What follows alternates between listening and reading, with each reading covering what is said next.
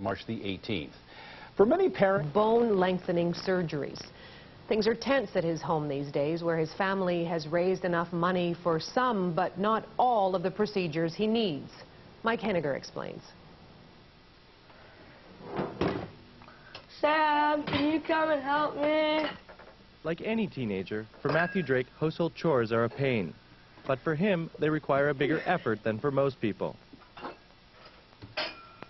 They may soon be a lot easier after he undergoes a series of expensive and controversial surgeries to lengthen his limbs. I could be able to reach the cupboards without standing on the counter. I could be able to use the oven. I can use the sink. I haven't really touched it yet. And I can be able to use the microwave.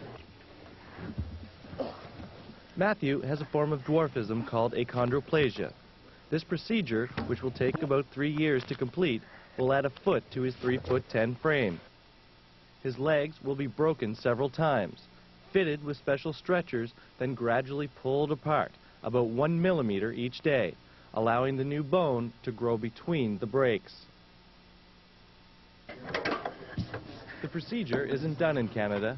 Matthew has to fly to Baltimore for that. It's also not covered by BC's health plan, at least not yet. Matthew's mother has been waiting months for the government to decide whether it will help with the funds.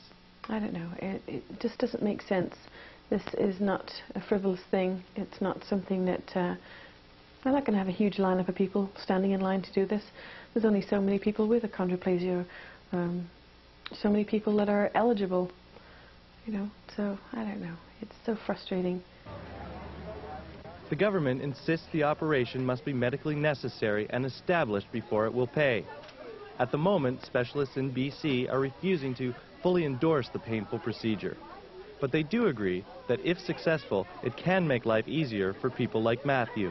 What I see is that people who have leg lengthening with various kinds of disproportionate short stature are more functional in the average size world. And I don't think there's any question about that. I don't think of that as cosmetic. They may look a little bit more average size, but that's not like having your nose straightened or your ears pinned back. So far, the Drakes have raised the money for the procedure themselves, but it's only half of what they'll need. We feel like we've tapped everybody out, you know, and it's getting really difficult. Matthew and his family leave for Baltimore next week. That's for certain. What isn't so certain is what they'll do once they run out of money after the first few months of his lengthy recovery. Mike Henniger, CBC News. Moving story. Matthew Drake and his family got up early this morning for a flight to